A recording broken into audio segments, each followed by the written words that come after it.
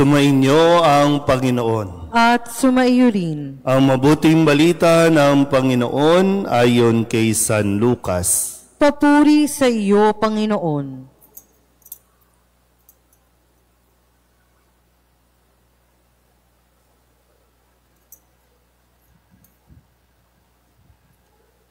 Noong si Herodes ang hari ng Judea, may isang saserdote na ang ngalay Zacarias sa pangkat ni Abias.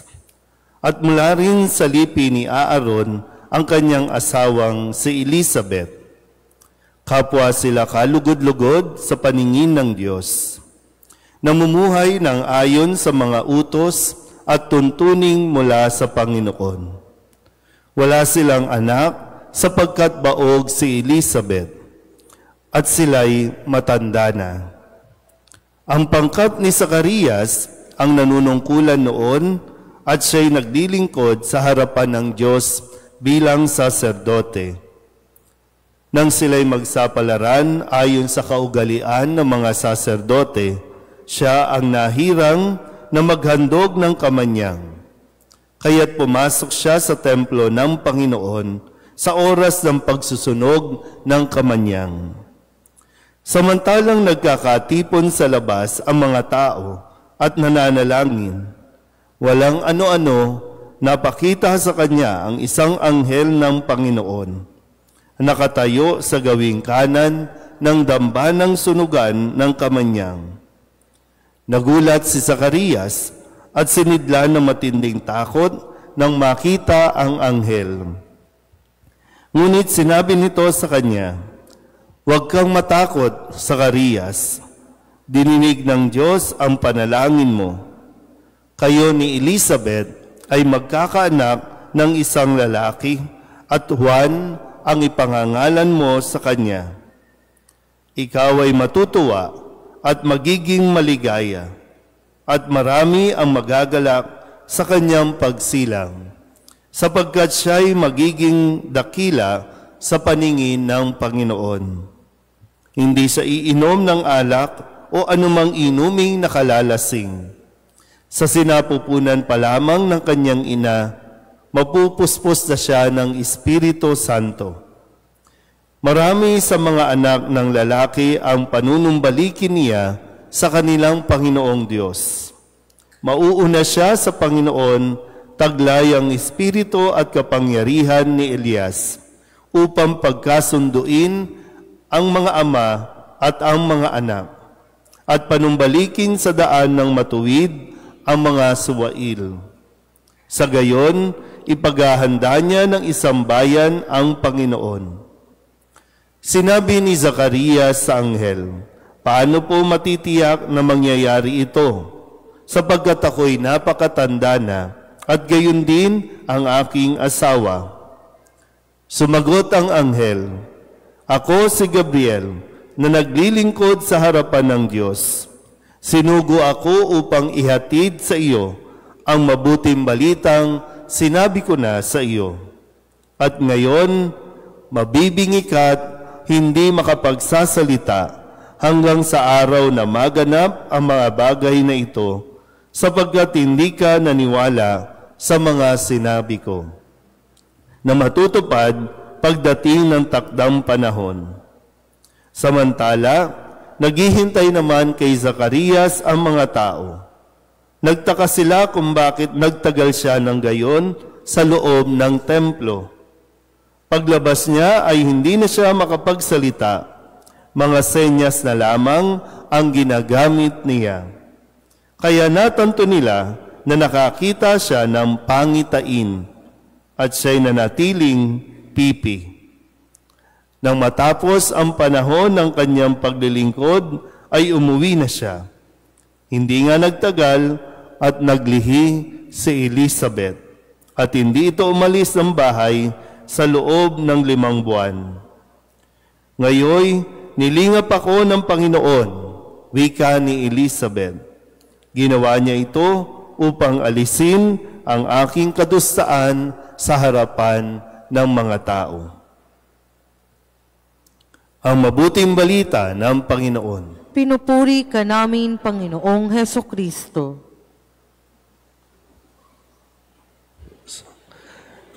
Isang magandang umaga po sa inyong lahat. Palapakan natin ang Panginoon. Tayo po ay nasa ika-4 na araw ng ating pong pagsisimbang gabi. Sabihin nyo nga sa katabi ninyo, kapit. Pabagsak na tayo, no? Marami na talagang, dahil mahaba ang ating kwento, sa araw na ito, unti-unti bumabagsak. No? Yung iba hindi na nakabalik, na stiff neck na. Bawat araw, no, ulitin ko po, bawat araw ay mayroong kwento na ibinibigay sa atin para makakuha tayo ng aral, dahil sa bawat araw din ay sumasagot sa mga sitwasyon ng bawat isa sa atin. Yan ang hiwaga o misteryo ng mga salita ng Diyos. Okay pa ba tayo? Pwede ba tayong mag-review muna? Okay, review tayo. Ano ba sino ang ipinakilala sa atin noong unang araw ng simbang gabi? Ito si Naruto. Ano po ang naalala ninyo sa unang araw? Po? Wala daw maalala. Kayo ulit. Ano yung unang araw? Si San Juan Bautista. Si San Juan Bautista. Ipinakilala si San Juan Bautista bilang tagapagdala ng liwanag. Hindi siya ang liwanag, siya ang tagapagpakilala, tagapagdala ng liwanag. Ikalawang araw. Ano ang ating pinagnilayan ng ikalawang araw, Brad? Ang 314 na salinlan. Ang lahing pinagmulan ni Jesus. May naalala ka ba mga pangalan sa mga binanggit? Mga pangalan. Sino-sino mga pangalan ang naalala natin sa lahing pinagmulan ni Jesus? Kalabit. Sino? May isang pangalan doon, David. Sino pa mga pangalan ang naalala ninyo? Abraham. Si Jacob. Sino pa? San Jose. San Jose. Si San Jose, yung pinakahuling pangalan, si San Jose o si Jose na asawa ni Maria na ina ni Jesus. Yan. Ikatlong araw. Di ko alam kung hanggang saan ang signal natin. Ikatlong araw. Sino ang ipinakilala sa ikatlong araw? Nay. Ikatlong araw, sino? Hindi po ni Maria. Pagbubuntis po ni Maria. Hindi pa yan. Sa susunod na araw pa magbubuntis si Maria. Sino, Brad? Binanggit ko na kanina. Sino ang ipinakilala sa atin noong kahapon? Ikatlong araw. San Jose. Si San Jose. Nagpakita na ang anghel kay San Jose at ibinalita na rito kung ano ang mangyayari at kung bakit nabuntis si Maria. Dahil nakarating na sa kanyang kaalaman, no, mula doon sa mga sabi-sabi at mga kwento ng mga tao na si Maria ay buntis, kung kaya medyo nagdadamdam ngayon si Jose at hindi niya alam kung ano ang kanyang gagawin, kaya siya ay nanahimik. At sa kanyang pananahimik, doon niya mas naunawaan, doon niya narinig ang salita ng Diyos, ipinaliwanag sa kanya. Kaya maganda po yun, no? Sa panahong ito na kung saan maraming party, maraming kasiyahan, marami tayong pinupuntahan, kumbaga maingay, mahalaga na hindi natin makaligtaan na maglaan ng pananahimik. Sabihin nyo nga sa katabi ninyo, manahimik ka naman. Diba? Kung masyado tayong maingay, kung sabay-sabay tayong nagsasalita, hindi natin maiintindihan ang nangyayari. Yeah, di ba? Kaya nga meron tayong tinatawag na silent night. Tahimik. Kaya lang, ayaw natin talaga manahimik. Matutulog na nga lang tayo, ayaw pa nating bitawan ng mga gadget natin, kaya pagod na pagod na. Tingnan nyo mga mukha ng katabi ninyo. Umagang-umaga pa lang, mukha ng hapon. Haggard na. Hindi na fresh. Hindi na nga naligo. Diba? Hindi na nga naligo yan. Diba? Mukha pang kahapon yung mukha niya. Mahalaga po yun, ha? Yung pananahimik natin. Kung hindi mo naiintindihan, manahimik ka muna.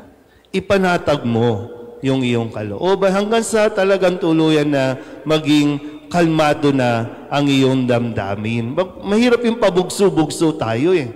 Hindi mo pa alam ang sitwasyon, hindi mo pa naunawaan ang sitwasyon, manahimik muna. Okay? O, ngayon, ika-4, ipinakikilala sa atin ang ilang mga karakter, ang ilang mga tauhan na may bahagi din sa atin pong kasaysayan ng kaligtasan. Sa unang pagbasa, pinakilala si Manoah at ang kanyang asawa at ang kanilang magiging anak na si Samson. Parang hindi na alam ng mga kabataan ngayon ang kwento ni Samson. Diba, meron tayong Samson and Delilah. Pero si Samson, paano ba ipinagkaloob si Samson sa mag-asawang ito, si Manoah? At sa Ebanghelyo, ipinakilala na sa atin kung nung unang araw si Juan Bautista, ngayon ipinapakilala sa atin ang mag-asawang si Zacarias at si Elizabeth na sa puntong ito ay matandang-matanda na. Pero pareho, no? Sa unang pagbasa, sa Aklat ng Hukom, baog yung asawa ni Manoah. Sa Ebanghelyo, yung asawa ni Zacarias, bukod sa matanda na, baog din. At sa kanilang sitwasyon, malungkot ang kanilang kalagayan. Kaya nga sabi doon sa huling bahagi, no, kadustaan. Kasi kapag ang isang babae o mag-asawa, pero lalo na sa kalagayan ng babae, kapag hindi siya nagkaanak, ibig sabihin, hindi siya kinalulugdan ng Diyos. Sa pananaw nila noon, ibig sabihin kapag hindi nagkakaanak ang mag-asawa, malamang may kasalanan ang dalawang yan. Nagkakasala yan, kaya parusa sa mag-asawa. Pinaparusahan niya ng Diyos. Kaya ganun na lang yung sigla nila, yung katuwaan nila, na ngayon ay buntis na ang asawa ni Manoah, buntis na si Zacarias. Matuwa ka. Magalak ka. Sabihin nyo nga sa katabi ninyo, buntis ka. Ha? Yan. Ganyan na yung reaksyon ngayon. Dati kapag sinabing, muntis ka, yay! Ngayon pag sinabing, muntis ka, ano ba yan? Problema na naman ito. Di ba? Kaya tinan yung mga kamukha ng katabi ninyo, mukhang ipinaglihi sa problema. Kasi yun yung isang problema natin, no? Lalo na sa mga, kaya crucial po ito, ha? Mga kababaihan, lalo na sa mga babae, ha? Katawan nyo yan. Sinasabi ninyo, katawan ninyo yan. Karapatan ninyo kung anong gusto nyong gawin dyan. Pero katawan yan na ibinigay sa inyo ng Diyos na dapat ninyong pangalagaan, protektahan kayo mismo.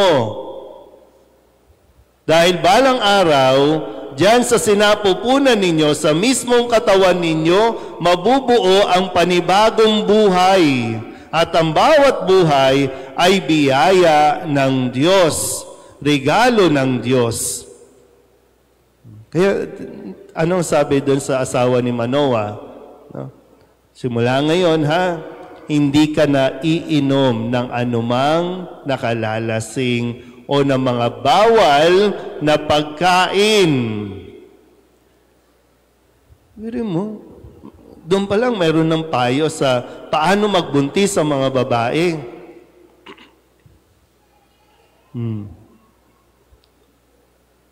Kaya sa ibang mga anak na naririto, no? Pagpasensyahan nyo na yung mga magulang ninyo kung medyo nagpabaya ng kaunti, kung medyo hindi nila naintindihan yung responsibilidad at misyon nung habang ikaw ay nasa sinapupunan, nasa tiyan pa lang ng iyong ina, medyo hindi ka na pangalagaan, pero pinangalagaan ka pa rin ng Diyos, binuhay ka pa rin ng Diyos. Sabihin nyo nga sa katabi ninyo, biyaya ka ng Diyos. Kahit pa minsan pakiramdam mo, no, kasi nga sa panahon ngayon, sabi ko, no, sa panahon ngayon, kapag nalalaman ng babae na buntis siya, imbis na matuwa, nalulungkot. Kaya mayroon tayo, di ba, ang tinatawag yun, nararamdaman natin lagi na parang hindi tayo gusto. Yung unwanted, yung hindi tayo gusto. Kaya ngayon, meron tayong ganong pangangailangan na magustuhan tayo ng tao. Kasi yung mismong dapat na unang-unang tatanggap sa iyo ang mga magulang mo sa tiyan pa lang, dapat na ipaparamdam na mahal ka namin, iingatan ka namin, tatanggapin ka namin. Kaya lang, yun nga, no? Hindi natin alam kung ano ang pinagdaraanan nila ng mga magulang mo nung ikaw ay ipinaglilihi pa lang. Pero hindi tayo pinabayaan ng Diyos. Ginusto ng Diyos na ipanganak ka. Gusto ng Diyos na mabuhay ka. Sa anumang dahilan niya, no, kasi kung si Samson, ang sabi doon, ang kwento, siya ang isa sa magiging tagapagligtas ng bayang Israel mula sa mga sumakop sa kanila ng mga Filisteo. Mahabang proseso ang inintay. Kaya pwede naman umusbong na lang si Samson. Pero dumaan pa sa proseso na ipaglilihi pa siya, dadalhin siya ng 9 na buwan, iingatan siya doon, aalagaan siya, hanggang sa ipanganak siya, hanggang sa magkaroon ng sapat na pag-iisip. At ito din ang mangyayari kay San Juan Bautista. Parang may naghihilik na dito. Di ba? Kaya mga babae, panawagan sa inyo. Lalo na sa mga bago, mga dalaga dito o mga nagsisimula pa lang. Alalahanin nyo lagi, i-consider nyo lagi. Hindi lang buhay mo yan, may buhay na mabubuo dyan. Kaya nga bahay bata yung sinapupunan ninyo. Aalagaan. Ngayon pa lang, nadalaga ka, alagaan mo, ingatan mo na. Huwag kang maglagay ng kung ano-anong lason o chemicals diyan sa iyong katawan. Minsan po, no, kapag naglilibot-libot ako dito, no, sa paligid o kahit doon sa mga napuntahan ko, minsan di ko alam, no? Pero parang gusto kong pektusan kapag mayroon ako nakikitang babae na buntis, tapos buntis na, nagsisigarilyo pa. Buntis na, tapos umiinom pa ng kung ano-ano. At minsan naman, buntis na, pero yung mag-asawa, murahan ng murahan. Kaya sa tiyan pa lang, di ba? Ipaparamdam mo na, ipaparinig mo na. Kasi mayroon na yung base sa mga eksperto, nakakaramdam na yung bata eh. Kaya kung ano ang emosyon ng nanay, kung masayahin ang nanay, nagiging masaya din ang bata. Pero kung bugnutin ng nanay, puro problema ang nanay habang siya ay pinaglilihi pa lang, kaya yan ang lumabas, yung mukha ng katabi mo.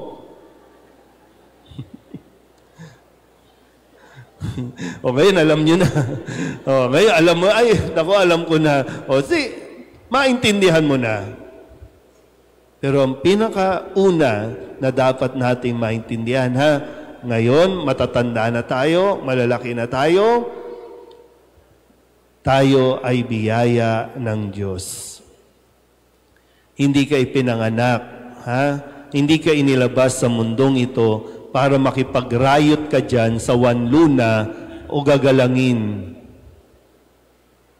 Hindi ka ipinanganak at hindi ginustong ipanganak ka para ikaw ang maging numero 1 korap sa bansa natin. Hindi ka ipinanganak para magdala ng kamalasan o kabuwisitan. Kahit pa, tandaan mo ito kahit pa ang naririnig mo mismo sa unang higit kanino man na dapat magprotekta sa iyo ang iyong pamilya, kahit na anong sabihin nilang pangit tungkol sa iyo, tandaan mo, ang Diyos ang lumikha sa iyo at ginawa kanyang mabuti. Kaya nga crucial po, sa tiyan pa lang, paglabas, habang lumalaki, crucial yung kung ano ang ating isinasaksak sa kukote o isipan ng mga bata. Busugin ninyo ng pagmamahal, nasa tiyan pa lang. Mga tatay, kausapin nyo na yung mga bata sa tiyan ng asawa ninyo. Iparamdam ninyo na protektahan nyo yan.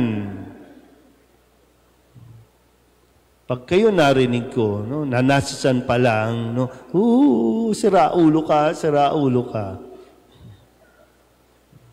Balang araw, masisira ka dyan, tinan mo, pinaggagawa mo. Diba?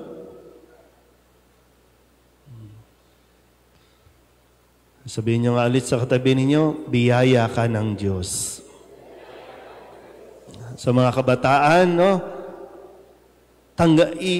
isa puso mo yan, Kasi mahirap yung paniniwalaan mo na yung naririnig mo na ikaw ay problema, ikaw ay sakit ng ulo, kaya pinapatunayan mo ngayon na sakit ka ng ulo. Pero hindi. Bawat bata, ibinibigay ng Diyos para maging kagalakan ng mga magulang, unang-una ng magulang. At kapag lumabas ka ng bahay, ikaw ay magsilbing kagalakan sa lahat ng iyong makakasalamuha.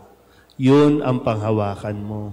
Huwag yung puro tapang, huwag yung puro pakikipag-away, huwag yung pakikipaglokohan ang iyong tatanggapin. Gusto ng Diyos, lahat tayo ay maging bahagi ng pagiging biyaya ng Diyos. Amen?